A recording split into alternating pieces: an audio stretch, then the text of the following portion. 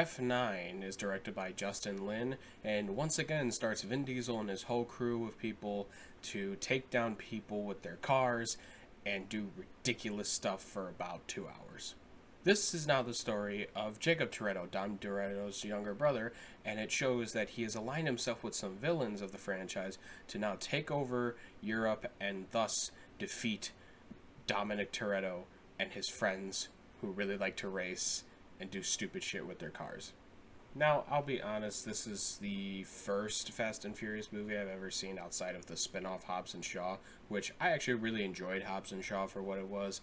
I loved the banter between Jason Statham and The Rock in that movie. So I went into this movie with expectations of, like, this is just going to be a Fast and Furious movie. It's going to be a little ridiculous here and there, and that's exactly what I got. However, I really can't say that the script is great. Obviously, there's ridiculous stuff with it all across the board. The pacing of the movie is an issue sometimes, where it does have its moments of slow burning stuff, but I feel like with Fast and Furious you've come to expect certain things, and like I feel like that they kind of don't push the envelope of the pace a little bit more. But also its writing in the sense of his villains is very weak as well, in my opinion. You have Jacob Toretto, Dom Toretto's younger brother, and he's kind of not on screen as much as you would think.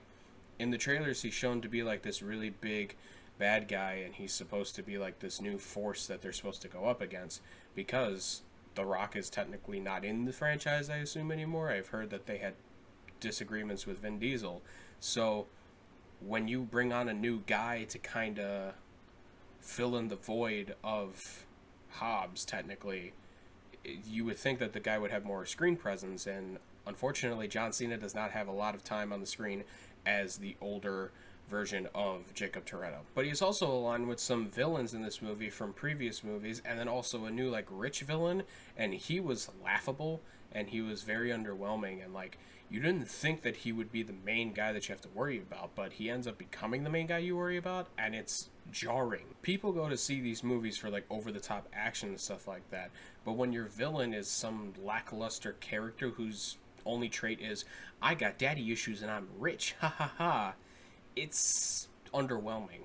And I will say this, if you go to Fast and Furious for the action set pieces and what they look like, you'll have fun with this. Obviously, I think there's some ridiculous stuff in there outside of like the first action sequence. There's only one thing in the first one where like they kind of Spider-Man their way across from one island to the other while hooking a cable on the wheel of a car, and that's ridiculous in and of itself.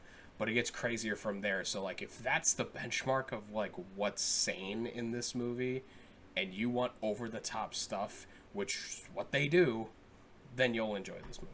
I can't in good conscience give this movie a very, very good rating, only because it's, you know, Fast and Furious and people expect it. So I'm gonna get F9 the Fast Saga 2.5 stars. Obviously, if you like the Fast and Furious movies, you know, you will enjoy this movie, I'm almost positive. I still enjoyed the movie a lot. Don't take the number as face value as like it's a terrible movie as a whole. I enjoyed myself watching the movie. I was laughing the whole time. However, you have to understand that like this franchise is just ridiculous. Anyway, guys, thank you so much for watching, and I'll talk to y'all next time.